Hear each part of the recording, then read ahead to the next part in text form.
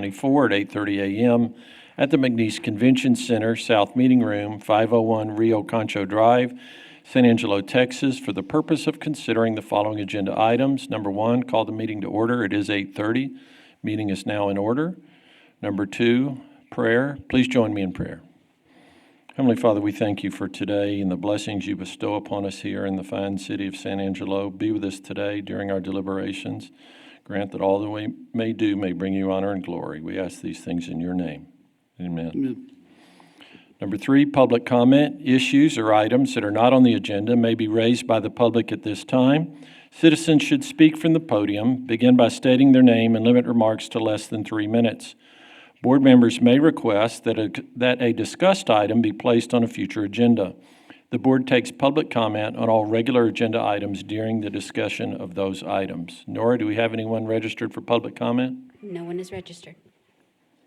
Okay, we'll turn to consent agenda. Item 4A, consider approving the regular meeting minutes from October 23rd, 2024.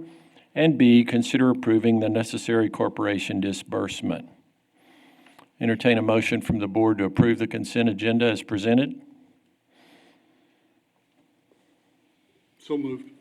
Motion by Director Mantooth, Second. second by Director Gomez. All those in favor say aye. Aye. Any opposed? Motion carries. Now move to item 5, special agenda. This is what we've all been waiting for. Announcement of the 2024 San Angelo Business Plan Competition winners. The presentation will be made by Nora Navarez and Desiree Johnson. Ladies.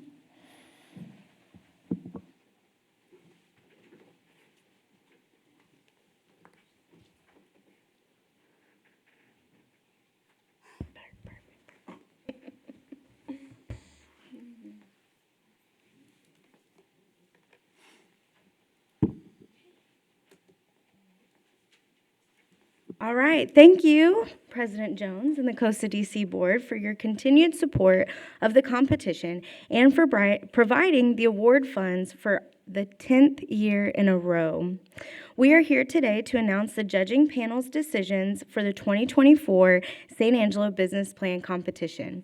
My name is Desiree Johnson, and I am the director of the ASU Small Business Development Center and one of the competition coordinators, along with Nora Navarez with the City of San Angelo Development Corporation. And before I hand it over to Nora, I want to brag a little bit about the role, brag a little bit about our team and the role that we play in the competition. This year, we had over 40 initial entries for the San Angelo Business Plan Competition, with a total of $100,000 in total grant funds, along with additional in-kind prizes. We were excited to see so many participants. We begin the work of organizing the competition at the start of every year, as there is much work to be done.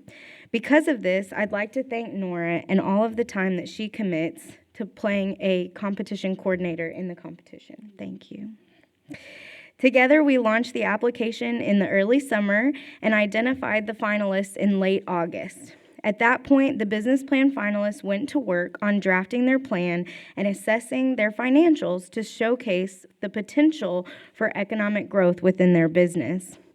At this time, I'd like to acknowledge and thank the SBDC Business Advisors and the Norris Vincent College of Business student team members who worked alongside the SBDC Business Advisors, assisting the contestants throughout the competition with their business plans and presentations. The advising team spends countless hours. Well, actually, we do count.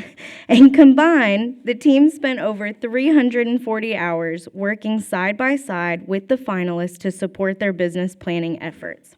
So in an effort to recognize them, I'd like to call up our student team to share with us a little bit of this success. So Zian, Blavin, Lexian, would y'all mind coming up? Let's give them a big round of applause. We'll get a picture.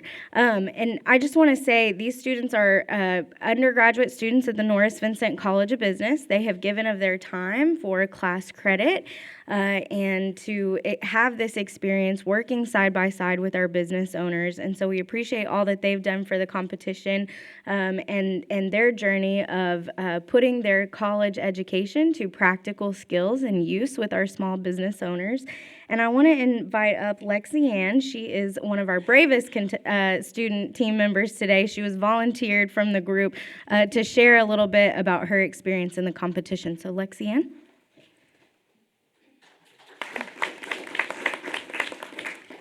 I truly have learned so much as an intern here at the SBDC. Everyone that I have come in contact with, or every advisor that I had worked with, has been so kind and so patient with me, and they have taken the time to teach me things.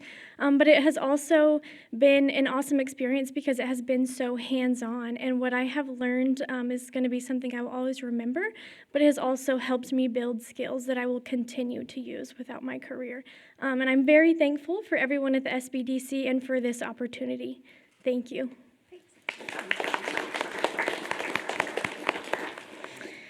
Do we want to take a picture? Quick.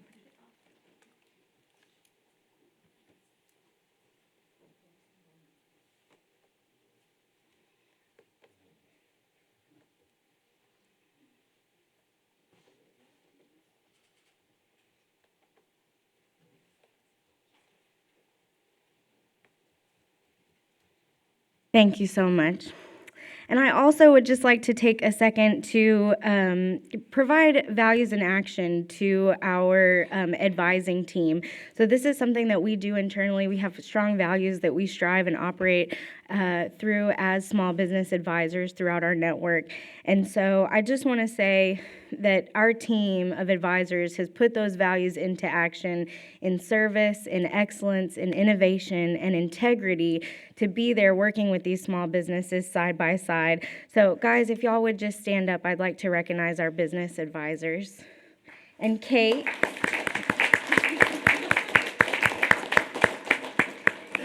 Thank y'all so very much.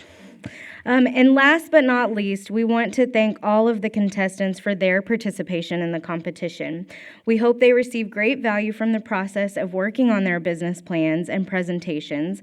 And whether or not you take home the check today, it may not feel like it today, but I do know that you get so much value out of working with the SBDC, knowing that we're here for you, your business advisors, beyond the competition to support you and continue that business growth, because we had an excellent year this year, lots of quality contestants, and that goes a long way in your next steps to business development as well. And then we want to thank our independent judging panel made up of a cross-section of entrepreneurs and financial experts who had the incredibly difficult task of judging the competition and selecting our winners. The judging panel viewed the draft business plans and then viewed the in-person presentation from each finalist. The judging panel members were dedicated and took their responsibilities seriously. They deliberated carefully to award the funds, and we truly appreciate their time. So without further ado, I'm going to turn it over to Miss Nora, who gets to do the fun checks. Okay, so every year I look forward to this competition. It not only every year to see who wins, but also the experience. I think so long as we've been working on this, we keep growing every year. So SBDC, thank you very much for your partnership. ASU North Vincent College of Business students, thank you so much for taking your time to do this. I actually had a chance to speak with you all and learned that you really did enjoy doing this program and that you learned something from that. So I'm grateful for that. Okay, so the prize money, as Ms. Desiree said, the prize money is funded by the City of San Angelo Development Corporation. This competition is an opportunity for our local businesses to have their business grow from that, but not only grow, but also develop a viable business plan. With that said, I am happy to say that the judges selected all 3 places. Okay? So before I announce the winners, I would like to acknowledge our in-kind providers. So not only are the winners receiving money, but they are also providing our in-kind providers are local businesses here in San Angelo that are providing services. So you will receive an envelope that has those vendors on there. It is your responsibility to contact those vendors. And those that provided an in-kind provide was Foster Communication, San Angelo Live, Southwest Billboards, KLST, Oliver Rainey and Wojcik, Lamar Billboards, Optimum Media, our Business Factory, Conexión, KSAN News, Live Design Print and Balloon Shop, and then also huge thanks to Media Advantage as well. Their generosity in providing a prize definitely helps our winners. Also, a big thank you to Angelo Awards and All About Science, because when we finally knew who the folks that were selected, we had to call them and they produced those checks and the plaques right away. So, so when I announce your name, if you will please come forward and say a few words, and then we will take pictures out in the foyer and we will have some refreshments in your honor. Okay? So we will go with third place.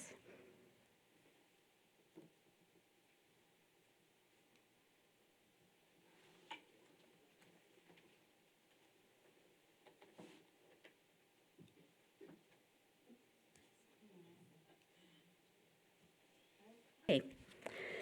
So third place will receive $20,000, the Canine Resort and Daycare.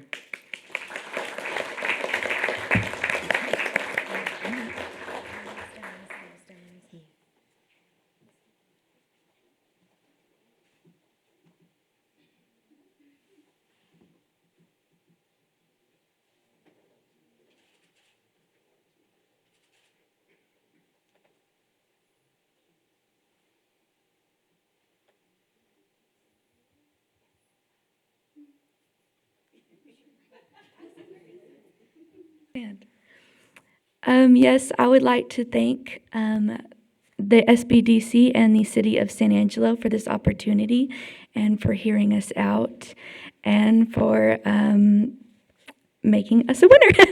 Thank you so much. It was a long journey and I wouldn't trade it for the world. I was very blessed, and I also want to thank my family members for helping me with this. I could not have done it without them, especially my mother. Thank you.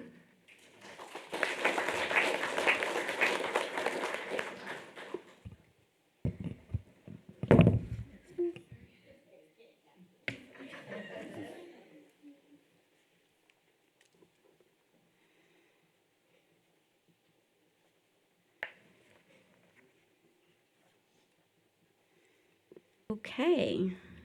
Second place goes to Angelo Donuts and Kolaches.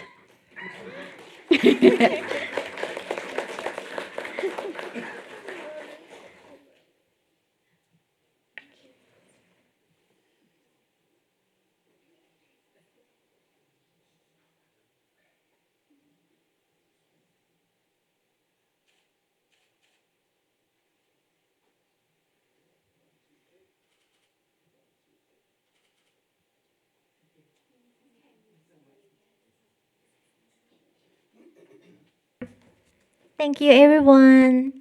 Thank you so much, SBDC and San Angelo City, for hearing me. And thank you, Dave and Lexi, so much for having us during this journey. And I really appreciate that. And of course, my husband, the best forever. I really appreciate you guys so much. Thank you.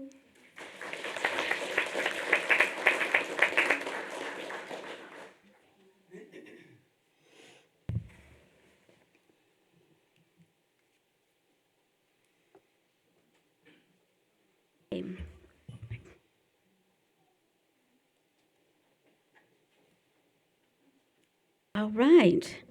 Okay, first place goes to Rankin Transmission.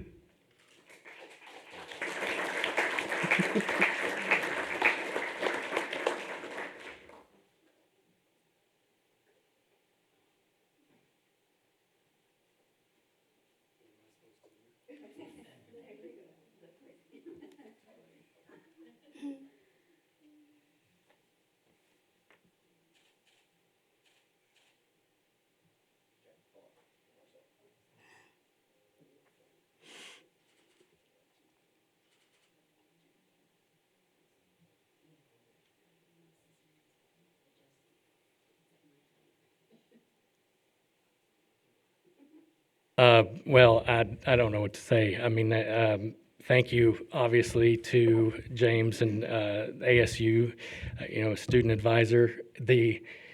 It really is true that by the time you've gone through this process, you've already won because you learned so much, even when you think you kind of already knew what you were doing when you went in. I have to say, I guess I'd blocked it out. I didn't really realize it till my sister pointed it out the night before. See, we inherited this business from my father, and as it turned out, my presentation was on the 1-year anniversary of his passing. So this is for him and for his legacy, and I promise you that we will make you all proud that you invested in what we're going to do for the future of San Angelo. Thank you.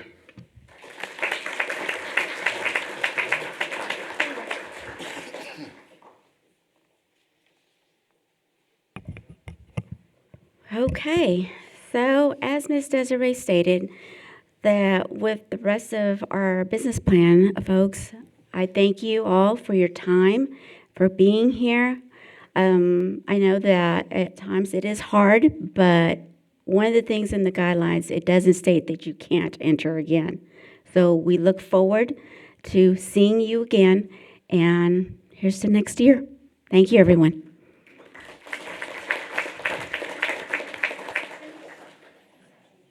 Okay, now we're going to take about a 20-minute break so we can have a reception to honor and celebrate the winners of the business plan competition. That will take place out in the foyer. It is 8:46, so let's plan to be back and resume the agenda no later than 9:10. Brian?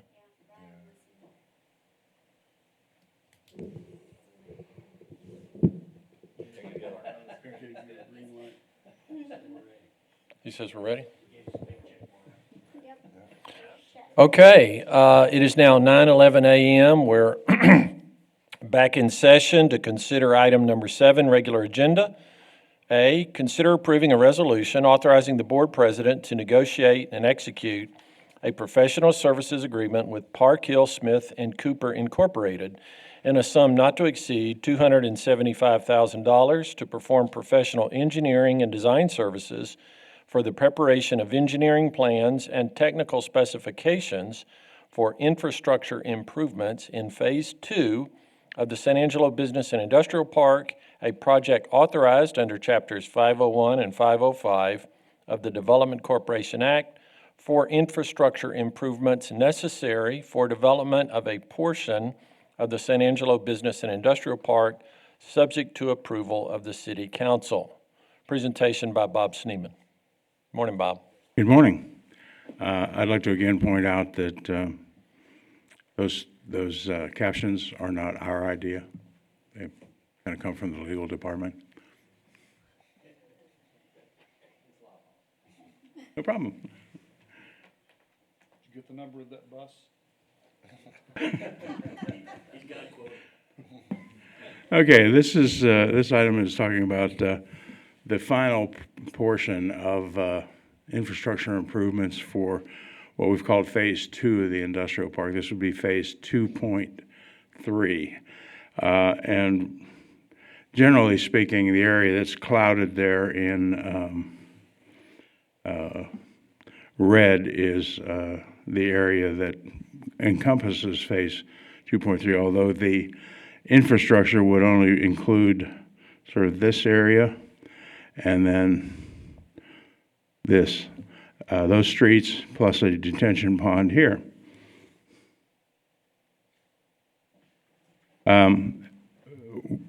Since Park Hill Smith and Cooper did the design of the first phases, and they have all the survey information and everything from the rest of it, it made sense to look to them for the final phase of this, because they also did some preliminary design on this.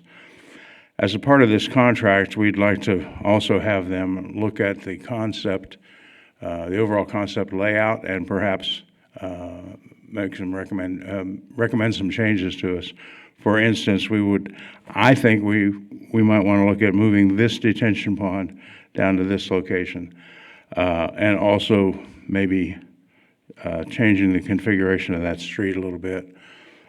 Gives us a little more buildable property in this area, and also gives us this area as potential for development, and pushes the detention pond back to an area that we may not ever develop otherwise.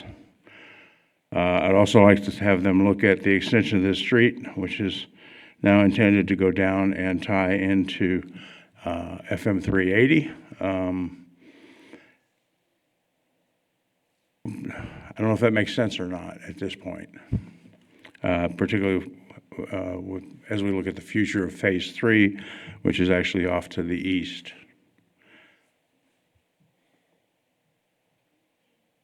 So the contract deliverables from Park Hill Smith and Cooper would be a concept plan, a conceptual drainage analysis, basically covering the things I just talked about, any additional surveying that they needed, a revised preliminary plat and revised final plat, and then actual construction documents. We can set these up as tasks and do them on a task order basis, where do task 1, and once we approve that, then they go to task 2, et cetera. That's the way I'd like to do it. Those were the deliverables. These are the actual tasks: preliminary engineering, final engineering, which includes surveying, platting, infrastructure design, and bidding, at a total cost of $275,000. On the last phase of the project, phase 2.2, we didn't use much of the bidding and construction phase documents. That's about $75,000 on this one. Depending on who the project manager is at the time this is done, we may or may not need those services. I think we should probably include them, but obviously those would not take place until construction begins. I think that's it, if the board has any questions. Bob, go back to the previous slide with the survey or the plat. The map? Yeah, the map. Yeah. How many acres are we looking at total that they're kind of, for this phase? What are we looking at here? I see 30 up on the top, another 35. 30, you talking about for just the detention, or? Well, just overall, The whole we're looking overall? at this whole phase. What is it encompassing? About 70 probably. 70, all right. So if we did the math, obviously we're going to incur costs to doing this, but, we probably could add that to the cost when we sell the lot. So if we're looking at 275 over, you said about 70 acres, we're looking at about a cost of maybe $3,000 to $4,000 an acre is what this is really going to cost us, right? Roughly. Yeah, probably. Which would then we could really recoup and adding that to the price. And those things are all sort of variable, if you will. For example, somebody could come in and say, I'm going to buy this entire parcel. We don't need the improvements. By the same token, this area back here is developable off of this temporary cul-de-sac, but it's more developable if we have an alternative. The other thing is that we might recoup those costs very quickly if we were to use the plans for the basis for a grant application. You don't necessarily recoup the costs, but having the shelf-ready documents makes you, puts you in a better position for grant award. That's correct. Mm-hmm. In the past, when we did the last EDA grant, we did not have plans in place, but what we did have in place at the time was the, if you remember, the park certification that we had that was basically brand new at that time. Had all the background information, everything was already there, and the engineers were able to come up with a set of plans quick enough to satisfy those requirements. So are we thinking like for, say that top one, 30 acres there, we're looking at subdividing that possibly into maybe 3 10-acre tracts? Yes, yes. There's another layout that divides this into lots, sort of like that. And one of the things is this lot has this long curve in there now. That's why I'd like to try to square that off a little bit more. Bob, Yes, sir. If you do square that off, are you concerned about the drivability for large vehicles? Yes and no. That's why the long sweeping curve is there, is for truck traffic. But I think we can work out I mean, trucks go through intersections all the time. So if we make that a T intersection, for example, it would just be like negotiating any other. And we do have 40 feet of pavement out there on all the streets, so it's wider than a normal street. Oh, okay, all right. It doesn't look that big, though. Doesn't look that big, but it is. They're actually 80-foot right-of-ways. So Brandon, will we ask for public comment first or after motion's been made and seconded?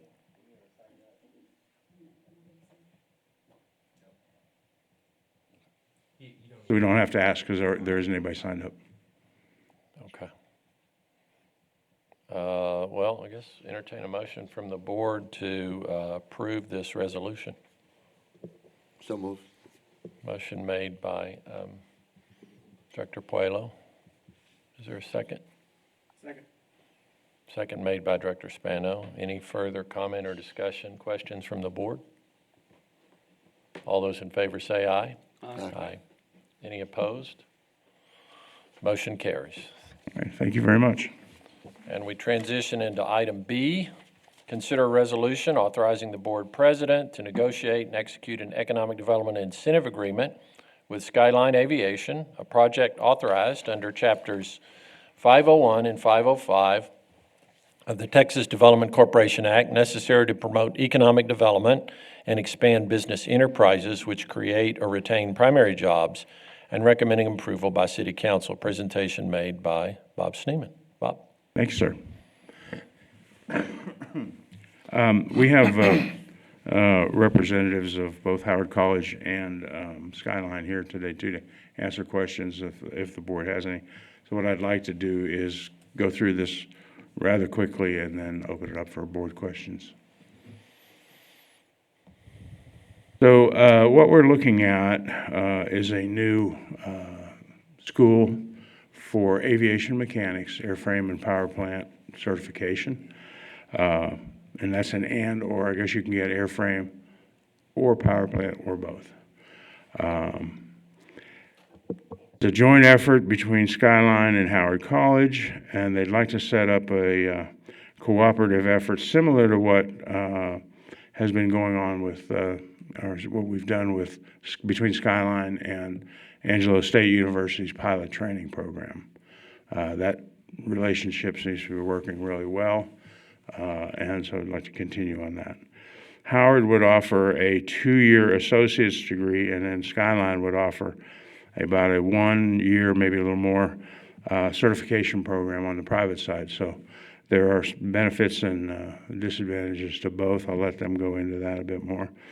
Both would use the same facility, which is located about maybe a quarter of a mile north of Howard College in the tractor trail area.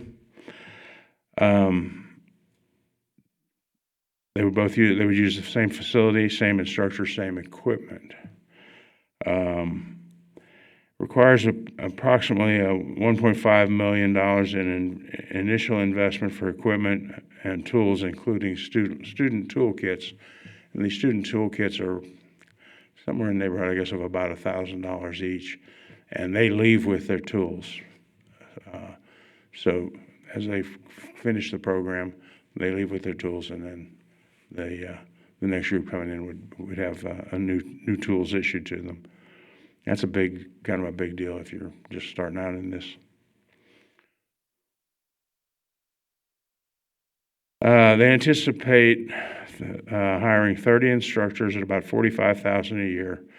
Some of this information may be a little bit dated, and I'll let the folks behind me update you on anything there. The maximum student capacity of the existing facility that they're talking about using is 105 students. Now, they have a longer range plan to maybe do something out at the airport as well that would increase the student capacity. Howard College anticipates 20 to 24 students per semester. So if you look at 3 semesters, that would be 60 a year plus and I'm going to let them talk about their semesters. I'm not clear if it's 3 semesters or 4 per year. So I'll let them talk about that a little bit. Again, both would use the same facilities and instructors, and it's about a $1.5 million capital investment. Looking at Skyline's performance to date, as we talked about the fact that they are in a cooperative effort with ASU for the pilot training. So I put this together rather quickly, but I used 3 milestones: aircraft to be purchased, which is a significant investment, the number of instructors, flight instructors, and then the students. And we were targeting 2025 to have 25 aircraft. They have 30, with 10 more coming in 2025. Instructors, we were targeting 40, they have 47. And student load, we were looking at 2025 of 200, they have 180 now. They're anticipating 230 in 2025. That could easily grow to 250. So what we're saying there is they've basically hit all of their benchmarks for that program. And that gives us a higher degree of trust, if you will, in what when they put a program together, it seems to work. So.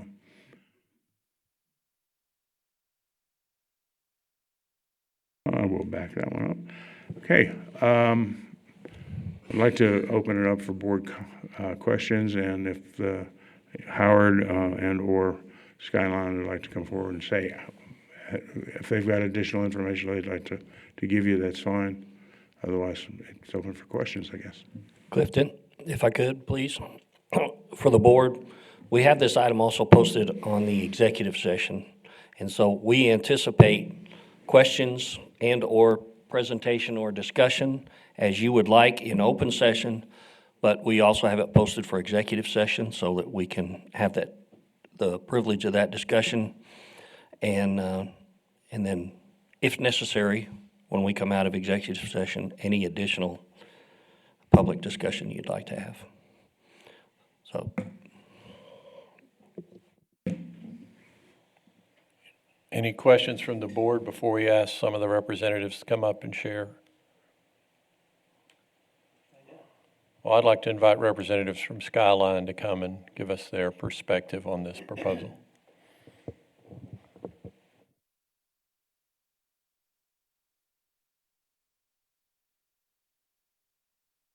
Good morning. Jared White. I'm one of the owners of Skyline, and here's our maintenance directors. We actually have our CEO and Becky and Jonathan. They're actually at a conference about the training program and all that stuff we're doing with mechanic school. So they actually felt like that they need to go to that King's conference. That King is the company we're going to be using their curriculum, and they're actually getting trained up and all the other.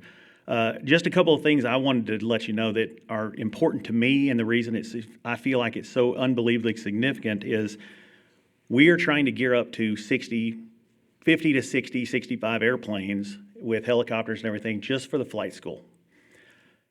Currently, what happens is there's such a need in San Angelo, Texas for these mechanics that it's actually inhibiting growth at the airport right now currently, much less whether it be in the oil field or anything else. I mean, even though these are very broad certifications, and when you have these certifications, it opens you up to, hey, here we want you to come because we know you've gone through these programs.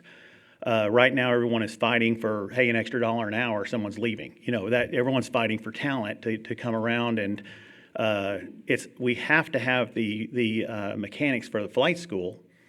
But there's also been 3 different companies that have come forward that have actually told us, we have letters for you guys that have said, hey, we would build another facility, we would double our business, we would do all this if we have the confidence we could have the skilled labor. And so we know with them doing that new taxiway, with them opening up that greenfield, with all this other stuff, and the growth of what we, hopefully we're gonna move into with just the city of San Angelo being in Texas, all the the airspace and all that, we're hoping this this is something that will spur a lot, because we look at it like, yes, we have 30 instructors and other staff and all these other stuff, but what we really want to look at is basically we are different from other places, because yes, it's 105. We feel like that Howard being 80, they're two different programs. Howard's going to be a 2-year program for younger kids that want to possibly go into a bachelor's degree, possibly go into other stuff, but want to get something in place and go to work. And the 1-year program we would be doing, it's going to be on nights, weekends, and it's going to be basically for the older, like the people that want to come back, get retooled, and go right back in the workforce, that want to come in and go as quick as they can. So they're actually two different programs. And the other thing is, once we kind of do this, we look at it like, okay, we're going to have 30 employees, but if we have, let's say 100 people, and these are the type of people that want their kids to go to, Lakeview, they want to go to Central, they want to go to Grape Creek, a lot of them want their kids to stay around. Mechanics are the type that don't want to go immediately and go to Dallas and, in a big city. We feel like it's going to basically be the equivalent of, the way I look at it is, we're going to be putting, if we have half those kids stay, we're basically adding 50 employees to the San Angelo base a year, indefinitely. And we're hoping it'd be more than that. We're hoping this is actually, we feel like the capacity for this program is 140, 150 in the facility we have.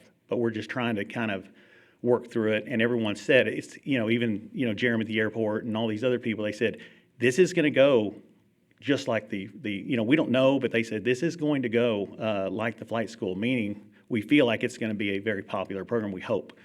But we just, we don't know until we get into it. I mean, when we went into flight school, ASU told us 5 to 7 kids the first year.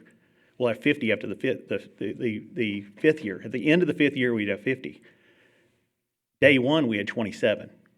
And now we're at the end, we're starting the 4th year with 143 flying and 190 in the program. So we're looking at this, and we also have had, at the Aviation Advisory Board meeting the other day, the Southwest Airlines representative actually told me directly, I talked with our director of maintenance, and that same program, that 225 that they have for the flight people, they have the same program for mechanics. And he said, the only thing we need more than pilots are mechanics. And he said, if you will do that, we would like to get you guys ready with Howard College, get the curriculum together, get this 225 going in the mechanics area, and we feel like that would pull in a lot of kids from Dallas, San Antonio, Houston, Austin, where Southwest flies, because they have a maintenance place at every one of those places. So it would, again, it helps us with the marketing, and it helps us with the diversity of kids coming in, whether they're local, but then some outside, plus oil field, and hopefully, it lifts all boats. So that's sort of the overview. I just wanted to kind of let you know the way we're thinking about it, and then I'll let our guys get into the technical of how it all works and goes from there. But again, with the planes, with the other stuff, it's just a lot to get going, and equipment and all this other stuff to it's grown into something. It's like having a tiger by the tail. As you can imagine, when we thought we'd have 50 kids at the end of the 5th year, and we're at 200 starting the 4th year, it's grown into something. We're like, wow, we've got to stay in front of this, and anyway. That's just sort of a general overview of the way we're thinking about it, the way we wanted to talk to Bob and them. And the biggest thing is, we're not going to have as many employees as we do at Skyline or at the flight school. But basically, in this program, kind of like pilots, we feel like we are producing, 50, 70, 80 employees that are going to stay in San Angelo and have their kids. That's what they want. And with all these other businesses coming to us, we think that's just the tip of the iceberg. Jared, I've heard peripheral occupations like elevators and escalators. I'd never heard oil field until it slipped through you just a few moments ago. Well, that's not official, but I've talked to some of my friends and all these other people that basically what happens is it's like anything else. It's kind of like when the oil field was crazy busy in 2011 or whenever it was. And you had people that were halfway through a math degree and they hired them as engineers. So they took 3 geology class. They want someone that has proven to be, have that skill set, know what they're doing. And even if it doesn't go directly, it's kind of like a business degree. They're like, hey, I don't know your business. Don't worry. We know you can learn. We know that's what you're interested in. It we'll tell you what you want to know. Okay. This is how our business does. And I've talked to a lot of people in the oil field whether it be Midland or whether it be, guys locally that said, oh my God, I mean, we just want kids that are, we know these kids, I mean, they go out there, they don't have a degree, but they can fix anything. They work on tractors, they work on all this other stuff. We want those kids, but if they have a certificate, it allows us to have even more. And then with that certificate, it allows that pay to go up. Because whether it's a 1 year or a 2 year, actually a 2 year through Howard is a little bit more valuable, and they actually on average will get paid more than the 1 year. But the guys that are 1 year don't want to go through all the other stuff. They want to get in, the older people, 30, 35 with a family, they want to go on nights, weekends, have that certificate that says A&P certified, and go right back in and redo their career or get right into it. So it's not specifically for that. I mean, we can talk more about specifically what it does, but it's just in general, you're a mechanic. Yep. And people want those people that have that aptitude, of like, hey, don't worry about it. You're a mechanic. You've gone through this. You worked on engines. You worked on all this other stuff. We'll teach you what you're going to know. And I think that's another part of it that can be overlooked. Gotcha.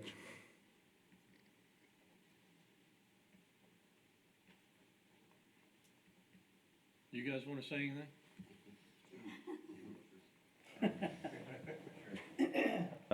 I'm Garrett Taylor. I'm the Director of Maintenance at Skyline. Just kind of adding on on what Jared was talking about, another career field that actually specifically looks for A&P mechanics is theme parks, which we don't really have anything locally here, but Six Flags and those kind of places definitely hire certificated aircraft mechanics because the rides and equipment that they have are very similar to aircraft.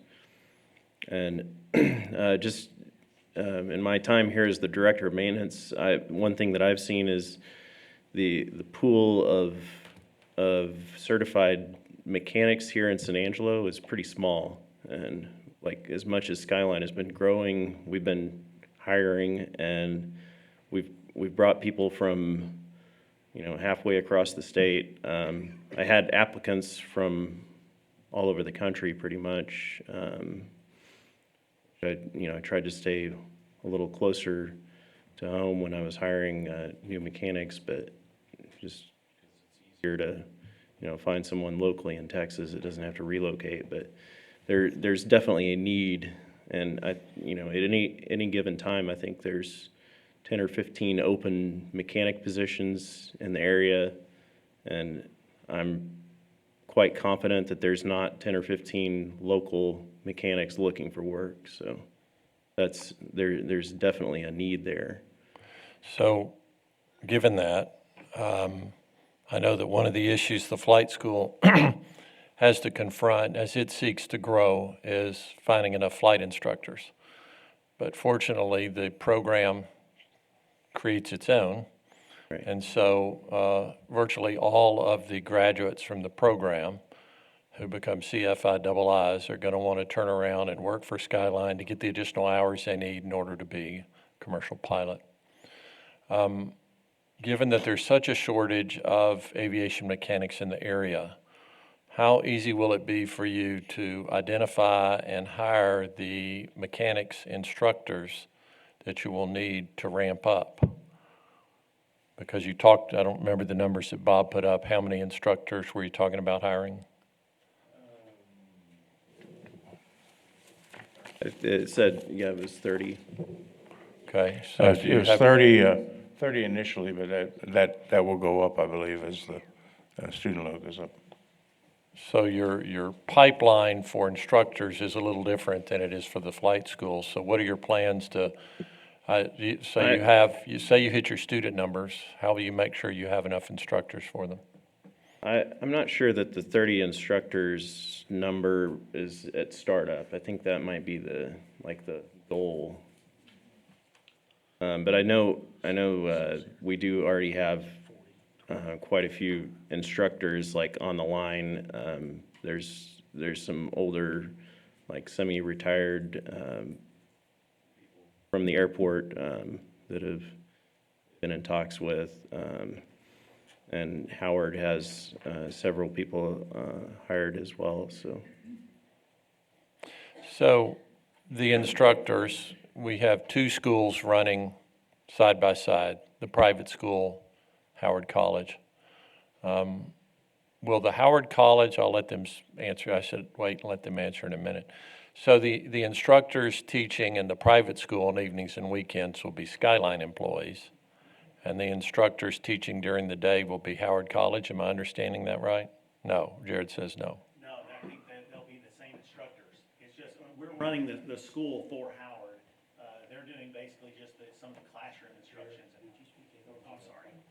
Yes, no, we're hiring the instructors kind of like we are with the CFIs for Okay. we're running the entire school.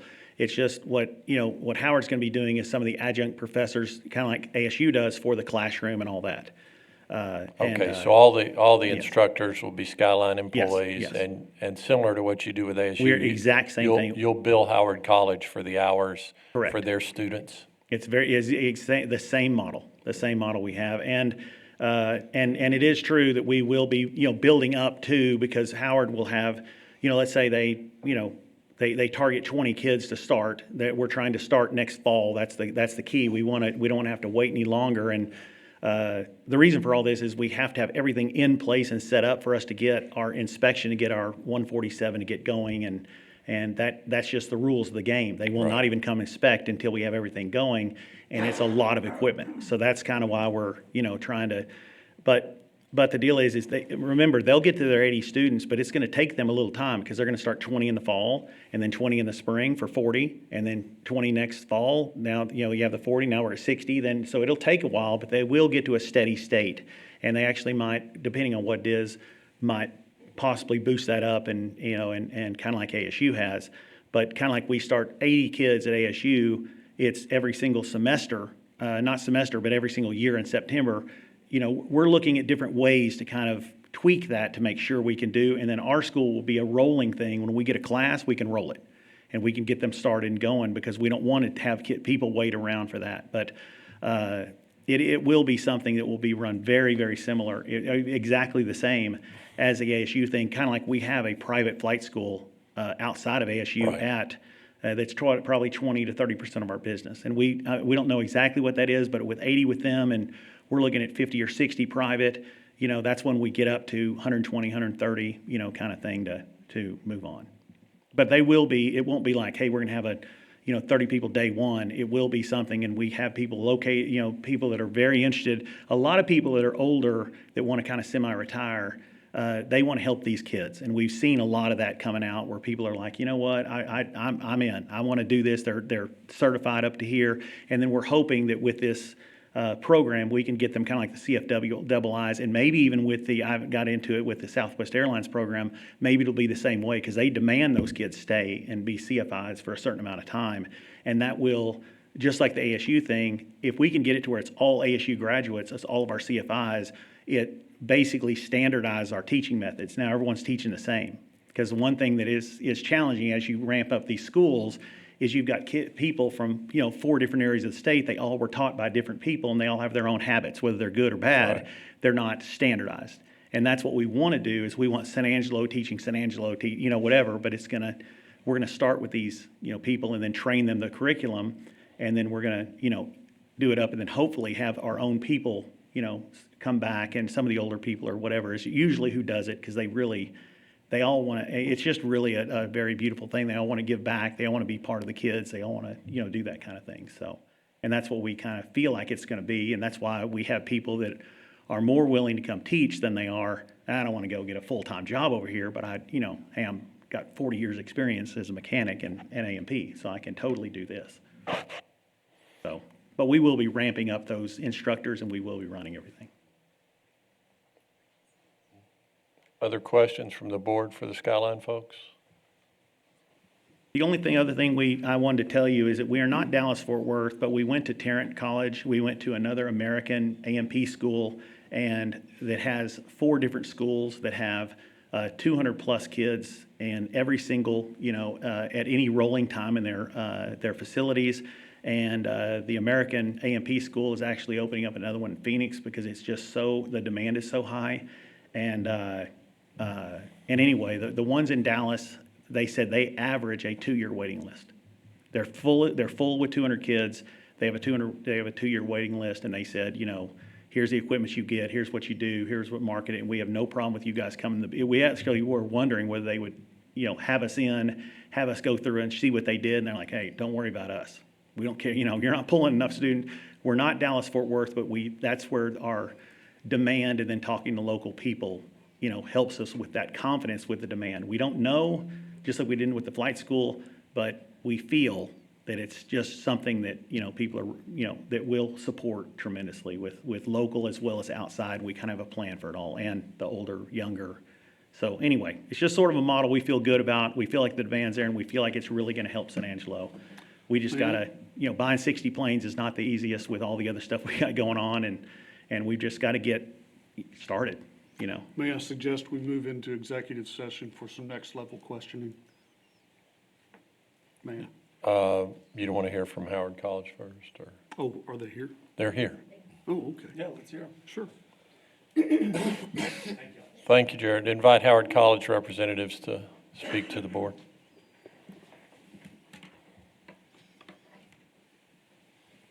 There you are. Good morning.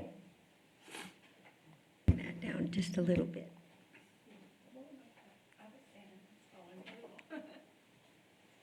Good morning. Good morning. Y'all want to introduce yourselves and tell us about your role in this? I'm Pam Callan, and I'm the provost here in San Angelo's Howard College. And I'm Lana Hubbard. I'm Dean of Instruction here at Howard College. so we were approached probably 5 years ago about the possibility of this program, and that was before we met Skyline. And we looked at the feasibility, and we knew we could not afford the program. We didn't have the space for it, and we did not have the funds to purchase the materials, the equipment. And then about 2 years ago, we were approached, Ernie Neighbors, who is the chair of our San Angelo Howard College Foundation. He talked to us and said he had spoken with Scott Turner, who mentioned the possibility. And so he set a meeting for us with Skyline, and we went out there and talked about the possibility, and that's how all this came about. And then probably a month after that, the president at ASU, President Hawkins, contacted us, and there was a meeting in his office with our president, and I don't believe Lana was there. I was there, and our vice president, and we talked about the possibility of this program, and it just kind of evolved from there. And we started working with Skyline. We could not do this without Skyline. They have the space, they have the equipment. As you all have heard me say many times, community colleges cannot use state funds for brick and mortar, so we could not build a facility there on our campus. So this is an opportunity for us to have a facility, and with Skyline having the equipment, there will be a cost to the students, a fee for using that equipment and for their facilities, but it's still a lot less than what we could do if we had to purchase it ourselves, which we don't have the funds to do. And Lana has been working diligently developing the curriculum. She's been working with Becky, and we have the curriculum ready to go, and she is our expert in that area. We've had a lot of interest from potential instructors. We've hired 2 part-time. We'll hire a program chair by the spring, and so we're moving along. We also have to submit to our accrediting body, which is SAC, COC, and get approved for what's called a substantive change, and that's to give us approval to teach the program off campus. And we're anticipating we'll be approved for that, and we're working very hard on that to try to get that submitted in January. And Skyline's working to get approval for the 147 for the flight school. So one of the advantages of a student to choose the Howard College option and earn the associate's degree is that as an academic program, that student would be eligible for federal financial aid. Yes, the federal financial aid and the opportunity for the pathway to earn the BAS degree. And we are talking with Carrie Mikulik at ASU about a pathway. We've spoken with Scott about that. So the students who want to go on can earn the BAS degree. But the main advantage for the students is they can get financial aid to help pay for the program.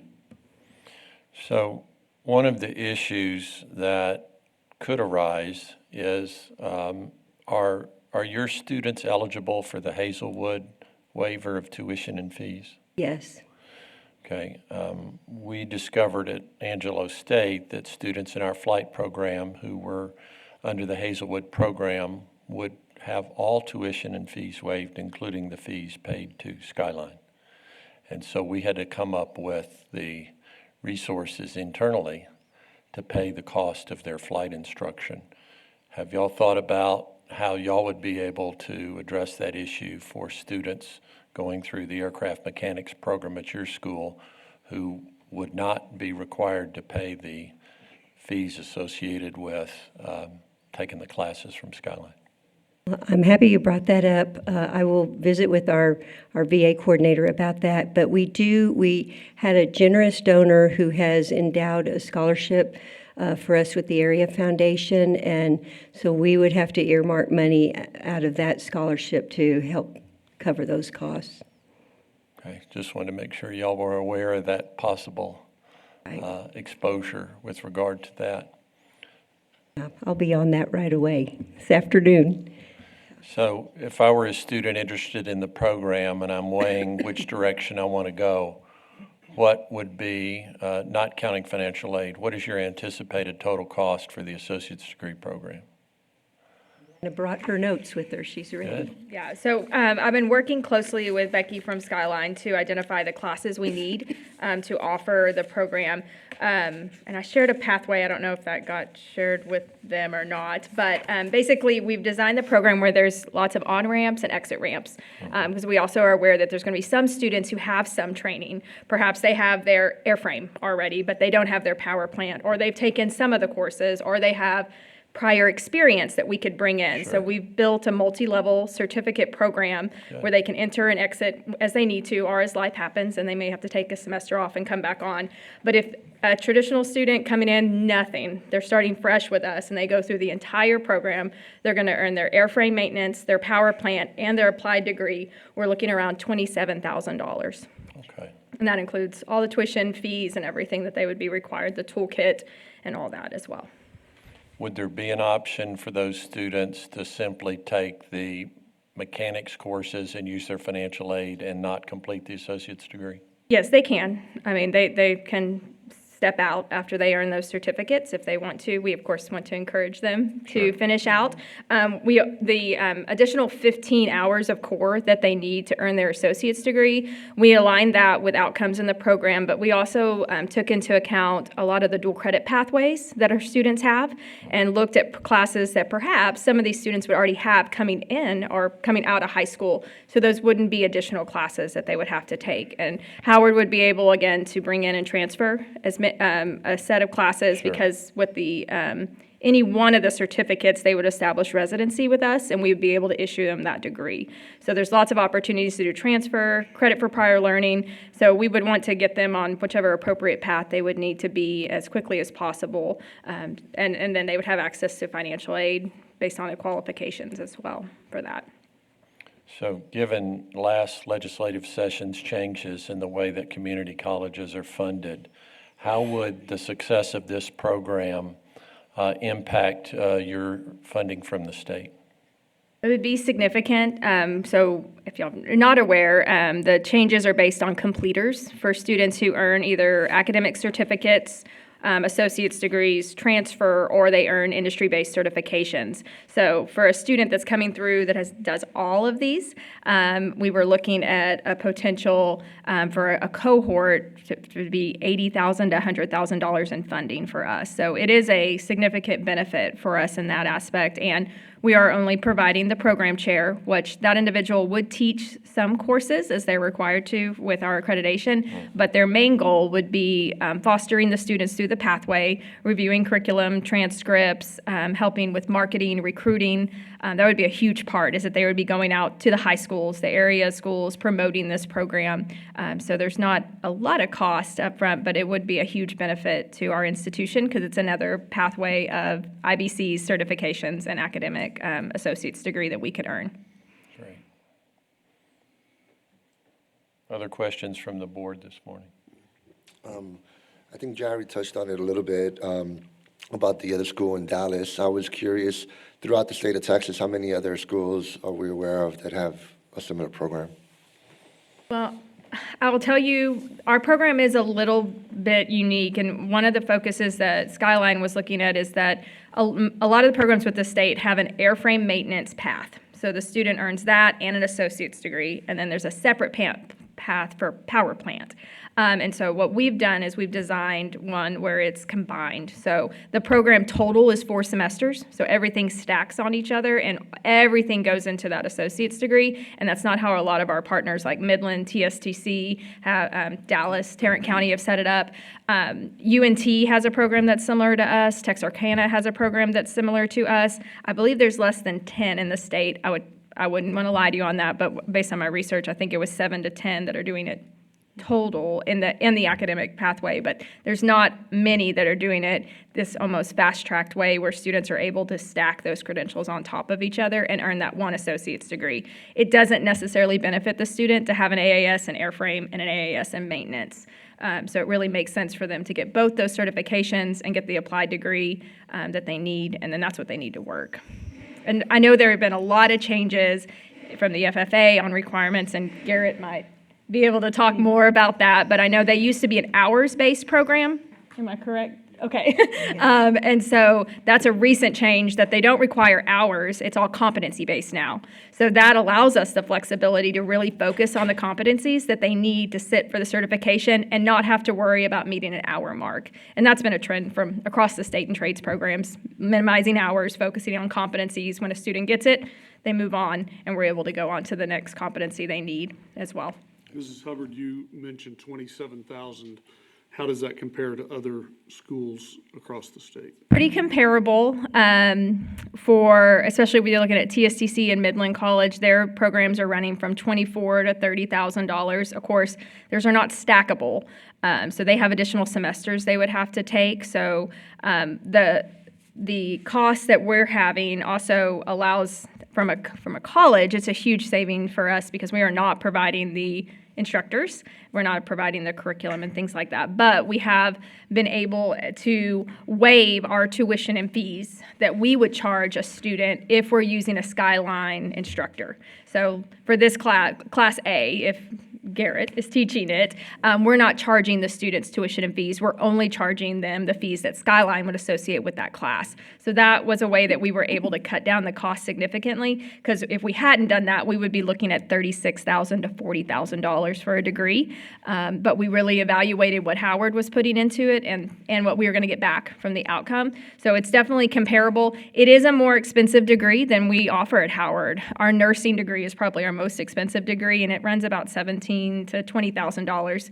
And this is all based on a full-time student. Now, if they take part-time or multiple semesters, that can extend that cost a little bit.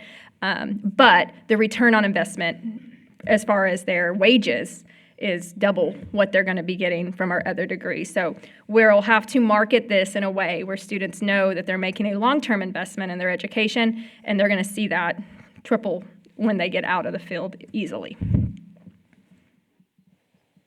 Other questions before we go into closed session? Dr. Jones? Yes, ma'am. When we were first talking about the feasibility of this program, I went to the chamber and talked to Mike Berry to ask him, his input, and he did have some great information for us. I don't know if you'd like him to share that it convinced me that we needed to go forward with the program.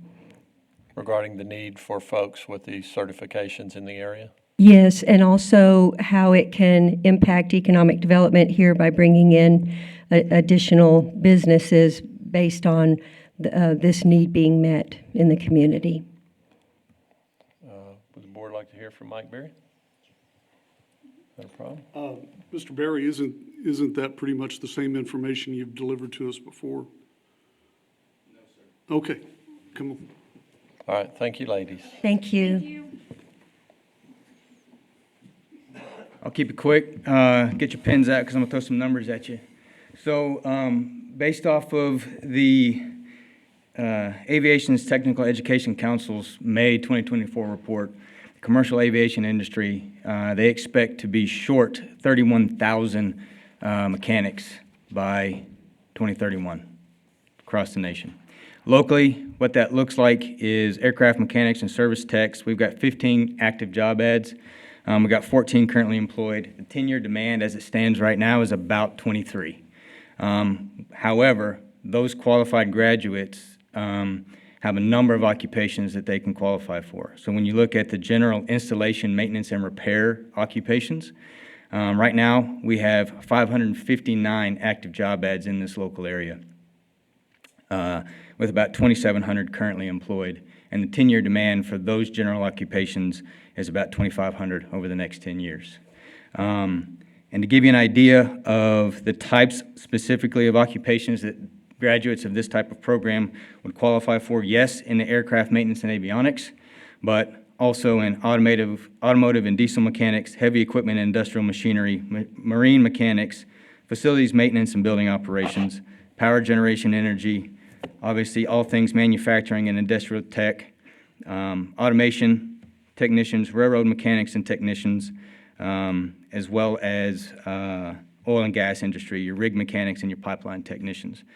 I'd like to emphasize that while the local need today, specifically for those aviation mechanics, is not high, this is likened to an exercise of bringing, say, a Toyota production plant in town.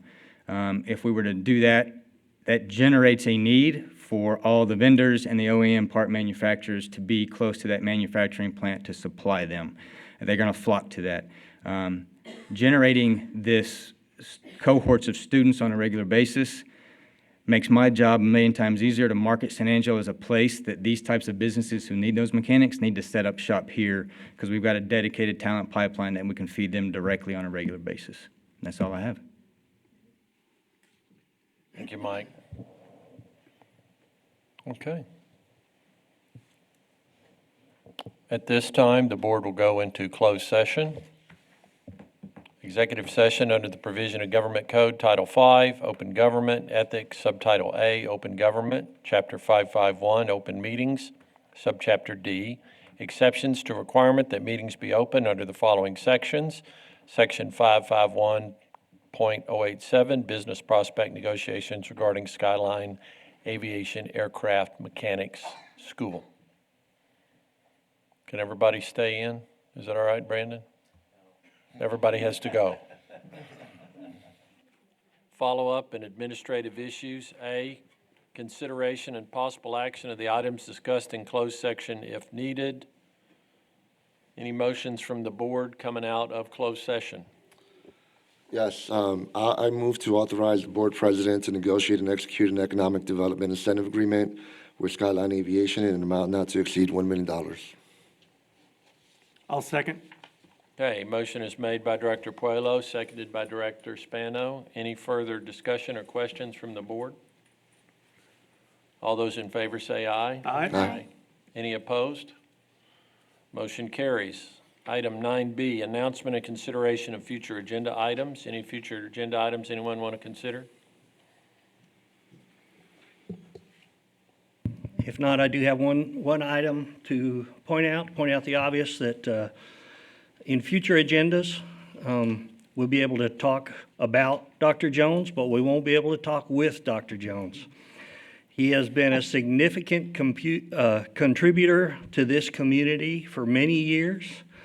In fact, I can't recall somebody engaged in academia who's made more application of their education than Dr. Jones in this community. And so we have benefited from him, and the chamber has benefited from him, and the community has benefited from him. And reluctantly, we turn him loose to go somewhere else. But thank you very much. When our board members go out, we usually try to send them with a plaque, and we'll make an attempt to get your plaque to you. Okay. but we thank you very much for your service to the community and to this organization. Thank you, Michael. Very kind. I appreciate that very much. Thank you. It's been an honor and a pleasure to serve. Okay, we now come to item 10 on the agenda, adjournment. Hear a motion to adjourn? So moved. Motion made by Director Mantooth, seconded? Second. Seconded by Director Gomez. All those in favor say aye. Aye. Any opposed? We stand adjourned.